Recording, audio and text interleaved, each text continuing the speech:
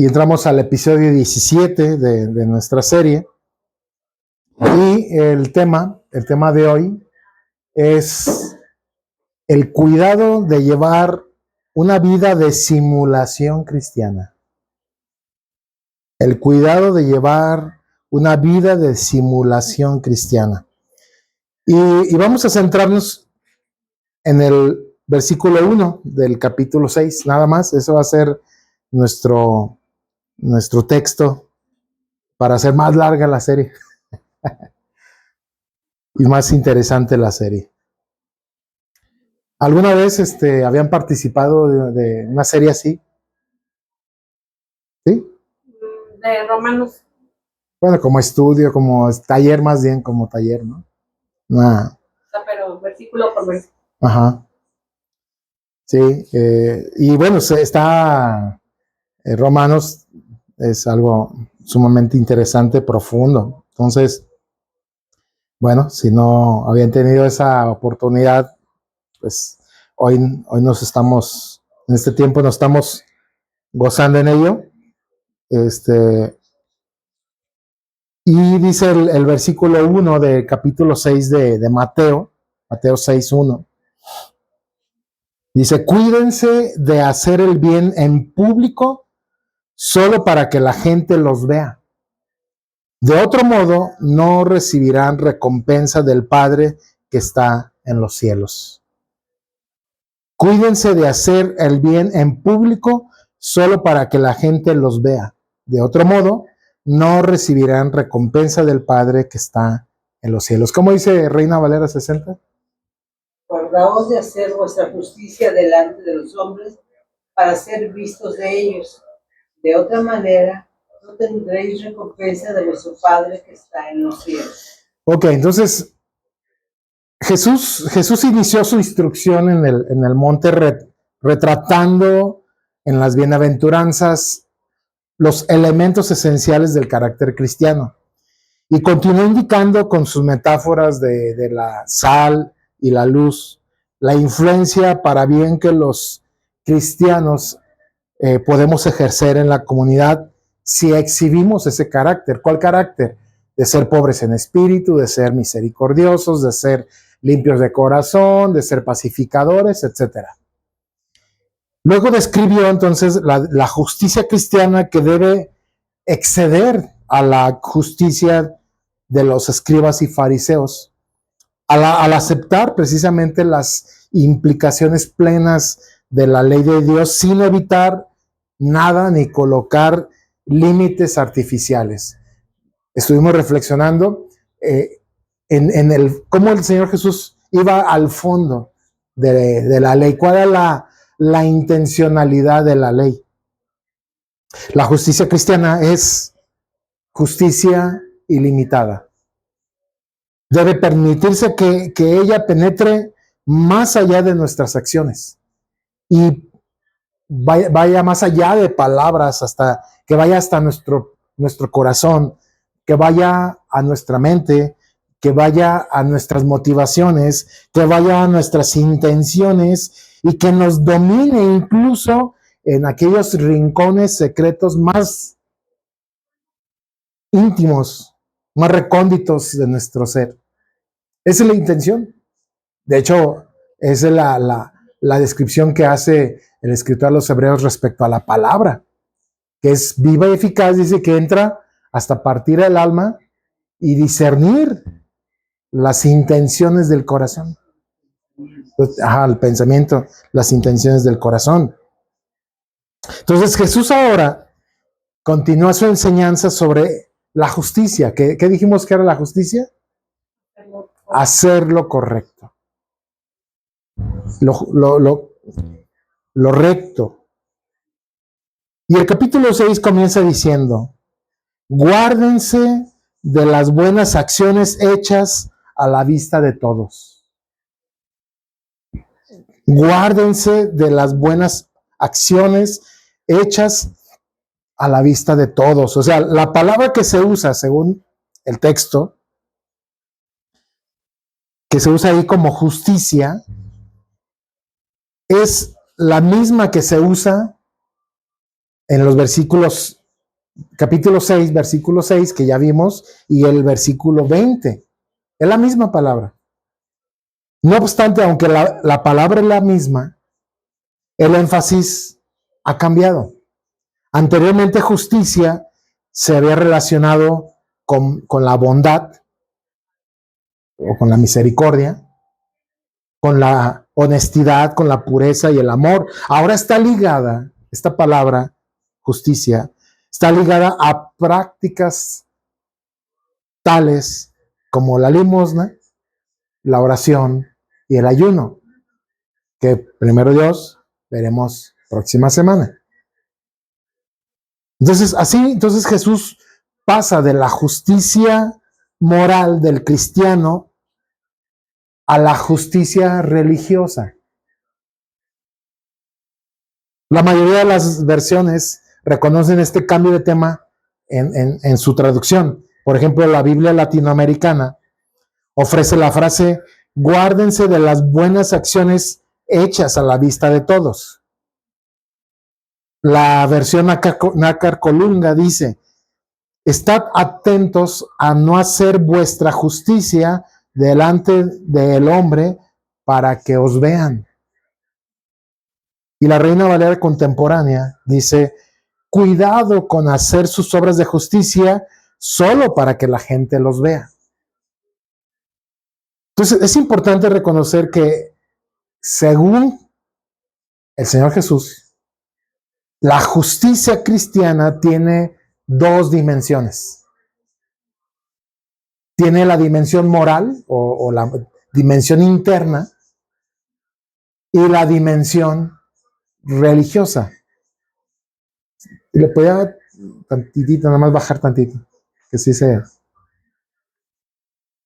Entonces, dos dimensiones. La dimensión moral en la parte interna y la religiosa, la parte externa. Entonces, algunos hablan y se conducen como si imaginaran que su deber principal como cristianos yace en la esfera de la actividad religiosa, sea en público, por ejemplo, ir a la iglesia, o en privado, hacer ejercicios devocionales. Otros han reaccionado en forma tan fuerte contra tal énfasis excesivo en la piedad que yo creo que todos hemos escuchado de hablan de cristianismo sin religión. Es que el cristianismo no es religión. Ay, cuánta ignorancia hay en esa frase. Digo, porque hablamos por hablar y no nos hemos puesto a reflexionar en qué conlleva decir que el cristianismo no es religión, o que Cristo no habló de religión. También hay mucha ignorancia. Hay mucha ignorancia en ello. Para ellos, quienes hablan de esta manera, la iglesia incluso se ha convertido en la ciudad secular y la oración en un encuentro de amor con su prójimo. En pocas palabras, ven innecesario congregarse. Dice, Dios y yo, con eso basta. Pero no hay necesidad de escoger entre la piedad y la moral, la moralidad. No es necesario ponerse a escoger entre la devoción religiosa en la iglesia y el servicio activo en el mundo, entre amar a Dios y amar a nuestro prójimo, puesto que Jesús enseñó que la justicia, es decir, el hacer el bien, el hacer lo correcto, el hacer lo justo, la justicia cristiana incluye a ambos, tanto lo interior como lo exterior. No podemos disasociar. Además, en ambas esferas de justicia, Jesús lanza su insistente llamado para que sus seguidores seamos diferentes. En Mateo 5, que ya vimos, enseña que nuestra justicia tiene que ser mayor que la de los fariseos, porque ellos pues obedecían la letra de la ley, mientras que nuestra obediencia tiene que incluir la intencionalidad de nuestro corazón. O sea, si obedecemos, si decimos, no matarás, ya dijimos, ya reflexionamos en ello. Oíste que fue dicho, no matarás. Pero yo les digo, que cualquiera que odie, entonces ahí ve la intencionalidad de la ley. Entonces nuestra justicia debe ser mayor que la de los fariseos y mayor también en la forma de amor que la de los paganos, que ya vimos, porque ellos se aman entre sí, mientras que nuestro amor debe abarcar aún a nuestros enemigos. Ahora entramos en Mateo 6. Ahora en Mateo 6, al considerar la justicia religiosa, traza los mismos dos contrastes. Toma la religión ostentosa de los fariseos primero y dice, no sean como los hipócritas, versículo 5. Ahí mismo del capítulo 6. No sean como los hipócritas. Luego pasa entonces al formalismo mecánico de los paganos y dice, no los imiten, versículo 8. Así, una vez más, los cristianos debemos ser diferentes, tanto de los fariseos como de los paganos, de los religiosos y de los irreligiosos, de la iglesia y del mundo. El concepto de que los cristianos no deben conformarse al mundo resulta familiar en el Nuevo Testamento. Lo que no resulta tan conocido es que Jesús también vio y previó la carnalidad de la iglesia misma y llamó a sus seguidores a no conformarse tampoco a la iglesia nominal. Por eso dije, no sean como los hipócritas, sino más bien hacer una comunidad cristiana verdaderamente distinta en su vida y práctica diríamos, del estado religioso, de la iglesia nominal, de la iglesia establecida. Dirían los teólogos, una eclesiola, es decir, una pequeña iglesia, in ecclesia, es decir, una pequeña iglesia en la iglesia total. La diferencia esencial tanto en religión como en moralidad reside en que la auténtica justicia cristiana no es solo una manifestación externa, como vamos a ver, temas del el dar, el ayunar y el orar, sino una manifestación de lo íntimo del corazón. Dice el texto, cuidado con hacer sus obras de justicia solo para que la gente los vea. Si lo hacen así, su Padre que está en los cielos no les dará ninguna recompensa. La advertencia fundamental que lanza Jesús es: cuídense de no hacer sus obras de justicia delante de la gente para llamar la atención.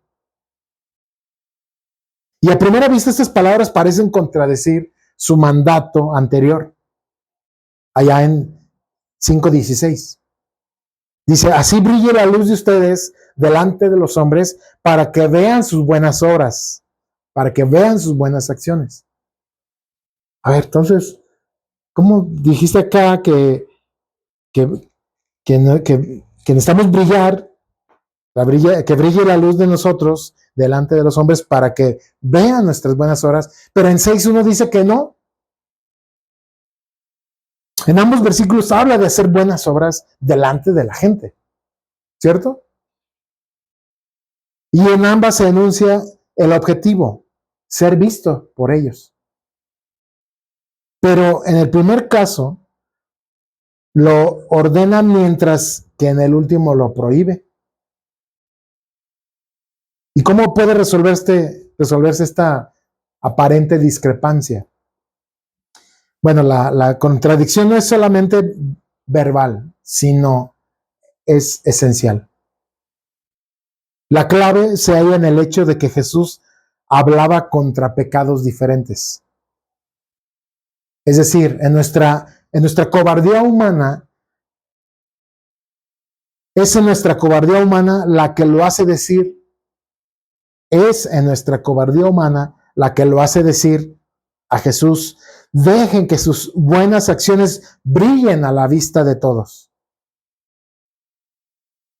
En nuestra cobardía humana. Para que todos alaben a su Padre Celestial. Ahí está la clave y el objetivo y propósito del por qué nos pide, nos ordena brillar. ¿Cuál es el objetivo de que brillemos? Para que todos alaben al Padre Celestial. Otras versiones dicen, para que glorifiquen. Y en nuestra vanidad humana, es nuestra vanidad humana la que lo hace decir o prohibir que nos cuidemos de practicar nuestra religiosidad delante de los hombres. ¿Para qué? Para llamar la atención. En una la manda dice, brillen, no sean cobardes. Y en la otra dice, por la vanidad. ¿Sí? Hey, ten cuidado.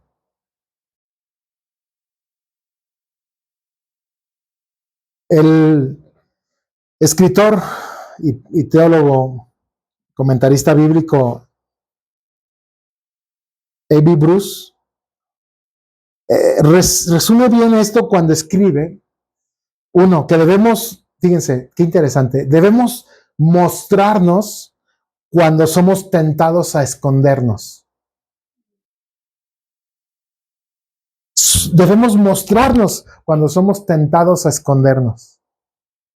Es decir, cuando sientes que dices, no, aquí me van a tirar carrilla, me van a acusar de santurrón o de aleluyo, de hermano, y me van a traer, no, de comidilla, mejor no digo que soy cristiano. Y dice, no, ahí es donde, cuando te veas tentado a esconderte, muéstrate. Brilla.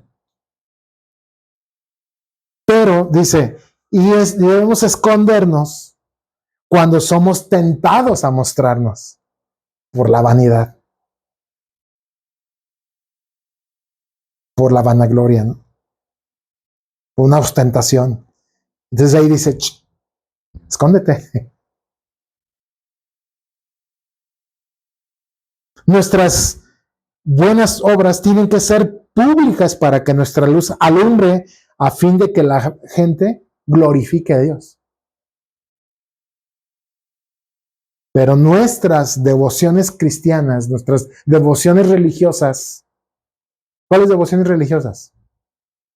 El orar, el ayunar, el dar limosna, aún nuestra lectura de la Biblia, tienen que ser secretas. Tienen que ser secretas. No sea que nos jactemos de ellas. Me preguntaron en una ocasión, ¿no?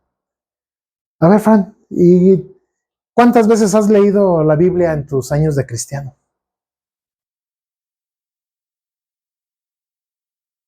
Y luego se percibe el espíritu, ¿no? De ¿por qué está preguntando esto? Porque si yo le dijera 10 veces, él o esta persona hubiera dicho, no, yo tengo 20. ¿Y tú por qué 10? Si yo tengo menos en el cristianismo, ¿por qué tú 10 y yo 15? Yo la he leído 2 veces al año. Yo la leo 2 veces al año. ¿Tú cuántas? Pero así como que, espérame. No sea que nos jactemos de ellas. Entonces, además, el fin de ambas instrucciones de Jesús es el mismo. O sea, la gloria de Dios. Brilla para que la gente glorifique a Dios, pero también métete en lo secreto y dale gloria a Dios. Ahí en lo secreto. Entonces, en la sección anterior del Sermón del Monte estuvimos reflexionando acerca de cómo nuestro Señor Jesucristo fue al fondo de las intenciones del ser humano. En que está más preocupado en lo que somos que en lo que hacemos. Está más preocupado en lo que somos que en lo que hacemos. Sin embargo, parece una contradicción a la predicación cuando entra a esa sección del capítulo 6. Pues hace énfasis ¿en qué? En lo que hacemos. Ahora se preocupa en lo que hacemos. O sea, espérame. Anteriormente estabas preocupado en lo que somos, en la intencionalidad. Y ahora estás preocupado en lo que hacemos. Dádivas, oración y ayuno. Pero para ello usa una descripción por medio de la repetición de un sustantivo adjetival. ¿Por qué sustantivo adjetival? Porque habla de alguien, pero con rasgos, con una cualidad hipócrita. Versículo 2. En el mismo capítulo 6, usa 3 veces la palabra hipócrita. Versículo 2, versículo 5 y el versículo 16. Y las 3 habla precisamente en las prácticas religiosas. En las dádivas, en la oración y en el ayuno. La palabra hipócrites quiere decir actor. En el uso del griego, de la palabra se describía a un actor, esa clase de gente que tomaba un papel, un rol en una obra de teatro, una representación. Se ponía una máscara. Así se les decía, hipócrita, actor, es un actor. Entonces esa clase de gente son realmente farsantes, simuladores que hacen su papel para que los aplaudan, los reconozcan y los tengan en alta estima. Los simuladores de un cristianismo es un actor, un hipócrita que lo lleva a preocuparse más por lo que se aparenta ante los demás que por el desarrollo espiritual o el desarrollo personal auténtico. La falta de autenticidad y su constante incongruencia entre lo que dice y lo que hace genera desconfianza. Una persona así genera desconfianza, lo que debilita, por ende, debilita las relaciones personales. Porque no hay congruencia entre lo que se dice y lo que se hace. Entonces debilita las relaciones personales. El hipócrita erosiona la confianza en las relaciones. Genera desconfianza y conflictos. Distorsiona la realidad. Impide el crecimiento personal al enfocar la atención en la apariencia en lugar de ser genuinos. Y desde una perspectiva bíblica, aleja a las personas de Dios y la verdad, poniendo en riesgo la unidad de la iglesia local. Dirá, ¿poco? Sí. Y hay una fuerte amonestación de parte del Señor cuando hablando de la hipocresía. Allá en Mateo capítulo 23, versículos 14 al 16.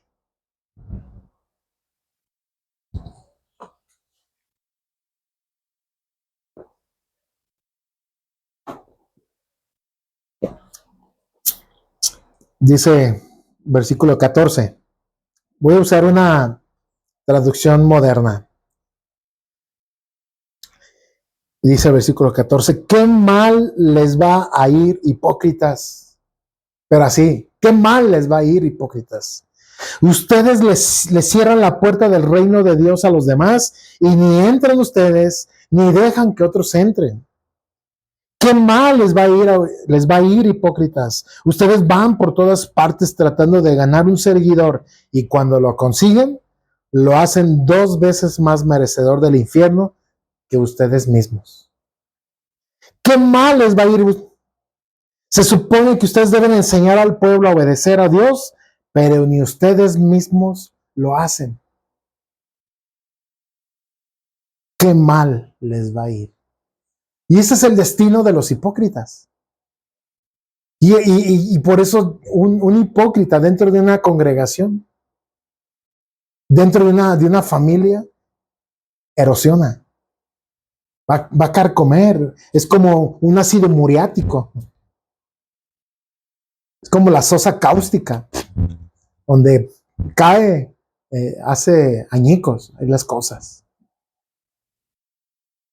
Tan perjudicial, y por eso el Señor se preocupa de nosotros como sus seguidores, es decir, cuídense, guardaos, dice la versión, ¿no? 60, guardaos, guárdense, cuiden, tengan cuidado. ¿De qué? De no estar haciendo alarde de su religiosidad. Si ya tienes callos en tus rodillas por tanto orar, pues qué bueno, pero no lo andes presumiendo. Digo, no me quiero spoilear el sermón del próximo domingo, pero esa es la idea. Algunos podrán decir, oye, espérame, Francisco, pues aquí les está hablando a los fariseos. Pregunta, ¿en algo nos asemejamos a ellos?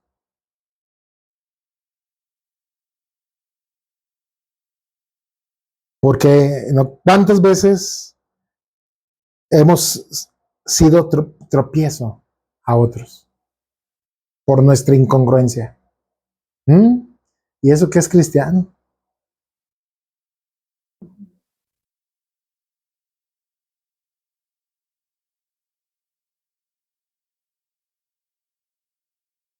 ¿Por qué? Porque hemos simulado nuestro cristianismo. ¿Hemos simulado ser alguien que en realidad no somos? Por conveniencia, ¿cuántas veces hemos simulado?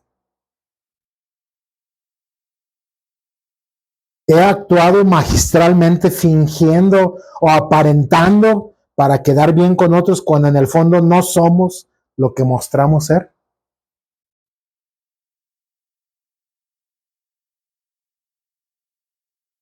Siempre me hace eco la parábola del mayordomo infiel, que actuó de una manera sagaz y que parte de la parábola es la enseñanza que el Señor resalta, diciendo, vean, aprendan del mayordomo infiel, porque los hijos de Dios, casi pues pocas palabras dicen, son muy torpes para actuar. Aprendan de la sagacidad de ese hombre. Los hijos de Dios necesitan ser sagaces, ser inteligentes, saberse desenvolver adecuadamente, no ser tramposos. No está diciendo, sean tramposos, como el tramposo del mayordomo infiel que digo, a ver, pues ¿cuánto le debes al patrón? Tanto. No, pues apúntale tanto, ¿no? O sea, ajustó las cuentas para quedar bien con el patrón, pero actuó sagazmente. ¿Y por qué lo hizo? Siempre me resuena eso. Alguien que actúa, alguien que finge, alguien que simula ser alguien que en realidad no es, va a actuar, va a modificar los hilos y la realidad de las cosas a fin de que su buen nombre, su buena reputación, no, hombre, ¿qué van a decir del hermano Francisco Quirós? O sea, jamás, no. como creen. No, mi nombre, mi fama me ha costado. Y voy a ser como el mayordomo infiel, lo que sea necesario para hacer para que, pues, porque, pues, cavar no puedo, decía su mayordomo infiel, dice, cavar no puedo, dice, no, hombre, eso déjaselo para, no, dice, ya sé qué voy a hacer. Hemos actuado magistralmente fingiendo o aparentado para quedar bien con otros, cuando en el fondo no somos lo que debemos, lo que mostramos ser. Hemos hecho cosas, dar, servir, prestar, etcétera, o hemos dicho cosas con la intención de recibir un reconocimiento.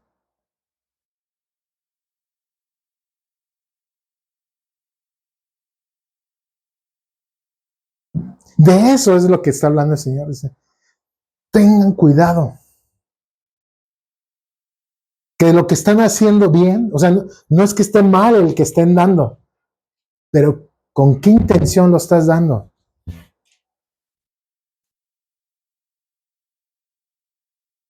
¿Con qué intención estás prestando? ¿Con qué intención estás diciendo lo que estás diciendo? ¿De colgarte una estrella? ¿De conservar una buena fama y un buen nombre? Pero que en el fondo dicen, pues, ¿quieres conocer a Andrés? Pues vive con él un mes. Y, ¿saben? Por eso hay mucho dolor en las familias cristianas.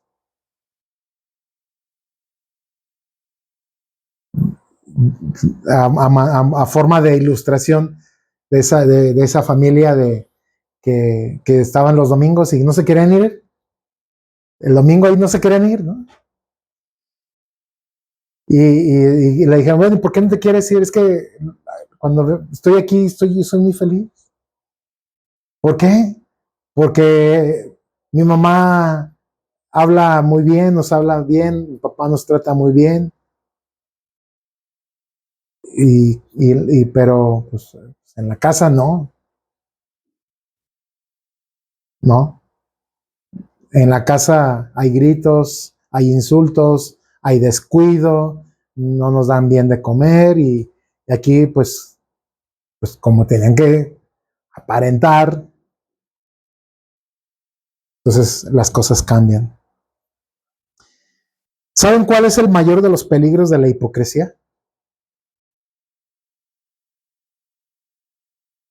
El mayor de los peligros de la hipocresía es que somos capaces de ver en otros los males, los pecados, defectos, pero no tenemos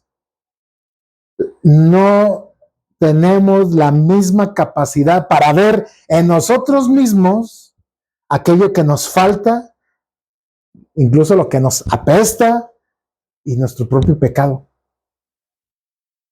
O sea, somos hábiles, decir, mira, qué bien se fija. Fulano de tal, así, asá, todo listado. Y fulano de tal, y fulana de tal, y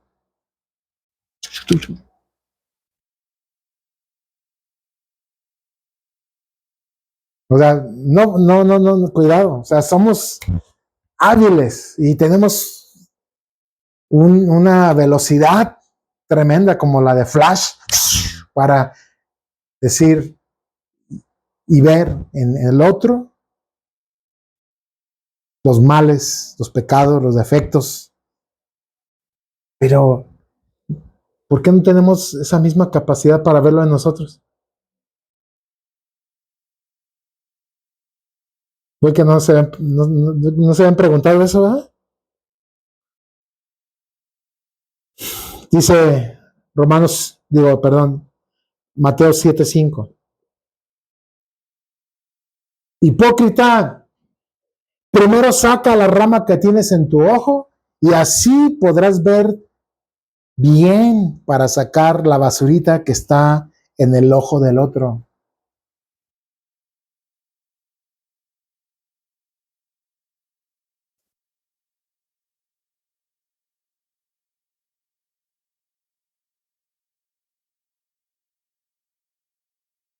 Conclusión. ¿Saben? En la cultura judía y en el Nuevo Testamento había un término en arameo, de ahí viene el Talmud, que eran las enseñanzas que provenían de la misma ley. Eran enseñanzas, usos y costumbres entre los judíos que se aprendían. Entonces, de ahí sale una palabra que se llama Talmid. Talmid es un seguidor dedicado que no solo aprende las enseñanzas de un maestro o rabino. Había otra palabra que se dice matetes. En griego, matetes es un discípulo. Cuando Jesús dice en Mateo, vayan y hagan discípulos, es la palabra matetes. Pero un talmid es un seguidor que no solamente aprende las enseñanzas de un maestro rabino, sino que también observa y emula sus acciones, integrando su forma de vida y comportamiento en la suya propia, a tal grado de que se despedían de la familia y se iban a vivir con el maestro. Entonces, lo que Jesús hizo, llamó a sus seguidores, o sus discípulos, a estos 12 y otros más, talmidim, que se entiende como discípulos que lo siguen y aprenden de él. Por eso decía, vengan y vean, ven y sígueme.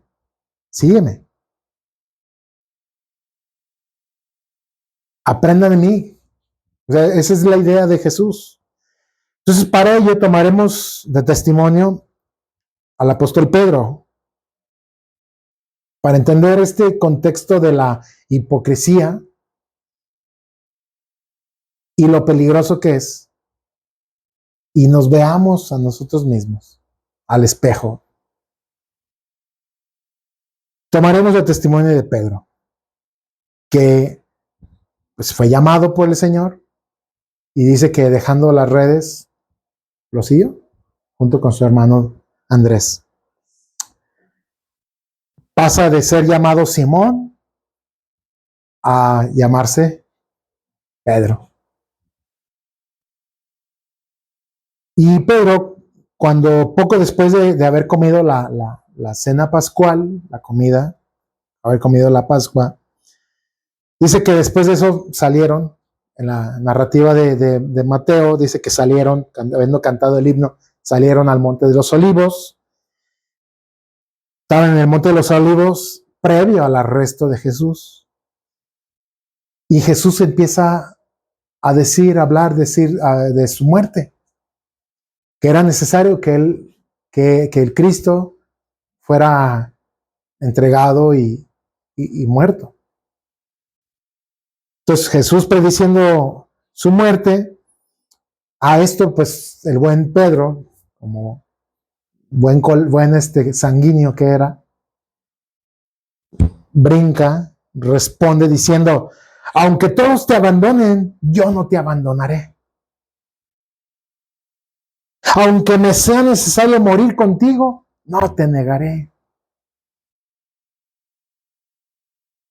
Bueno, viene el tiempo de prueba, arrestan a Jesús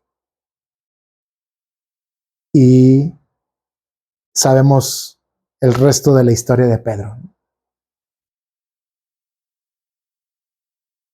Pero no queda ahí, digan, bueno, pues ya, bueno, eso fue antes de la resurrección y Pedro, pues él estaba así como, estaba un poco verde todavía, ¿no? Bueno, después de 3 años de vivir literalmente día a día con el maestro, no fue necesario, no fue suficiente. Después de eso, incluso las palabras que usa Jesús dice, y una vez convertido, le dice a Pedro, y una vez convertido, confirma a tus hermanos. De ahí el lloro, el arrepentimiento de Pedro y lloró amargamente. ¿Por qué? Porque recordó. Y porque él se comprometió. ¿Pero qué estaba haciendo Pedro aquí? Estaba simulando. Porque incluso cuando los mismos guardias, las personas oye, como tú hablas como él. Oye, yo te había visto, ¿eh? Dice, no, ¿cómo crees? No, dice el texto que aún maldiciendo, blasfemando y maldiciendo, lo negó. ¿Qué es eso? Simulación. Una simulación. Simuló, o sea, porque él había prometido, jurado, aunque todos te abandonen, yo no te abandonaré, aunque me sea necesario morir contigo, no te negaré. Porque así es el hipócrita. No, sí, de veras, aquí nos vemos, ¿eh? Y juran y perjuran, ¿no? Que van a hacer y decir y van a mover cielo, mar y tierra y no hacen nada. Fíjense, no queda ahí. Ya en tiempos del desarrollo de la iglesia, por allá del año 50 y 60 más o menos, ya que se había establecido la iglesia de Galacia, Pablo tuvo un desencuentro con Pedro. Allá en Gálatas 2, del 11 al 14, leemos esto. Gálatas 2, 11 al 14 dice, pues bien, cuando Pedro fue a Antioquía, le eché en cara su un comportamiento condenable. Antes que llegaran algunos de parte de Jacobo, Pedro solía comer con los gentiles.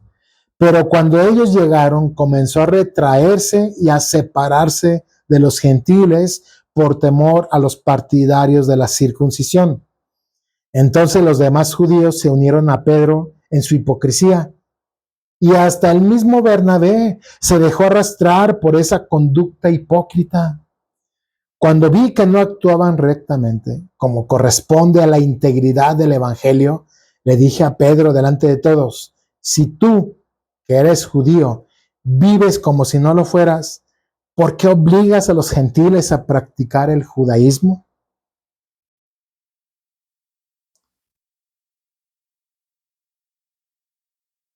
Pregunta para contestarnos nosotros. ¿Pretendemos ser más o mejores que Pedro y Bernabé, que fueron arrastrados por la hipocresía?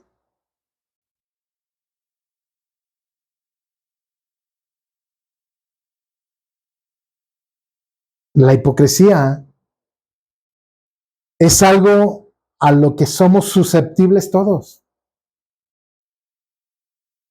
Todos, si Pedro y Bernabé cayeron, pues, ¿qué digo? Considerándolos que eran apóstoles y casi eran superhombres, ¿no? Pero no lo eran, tan falibles como ustedes y yo.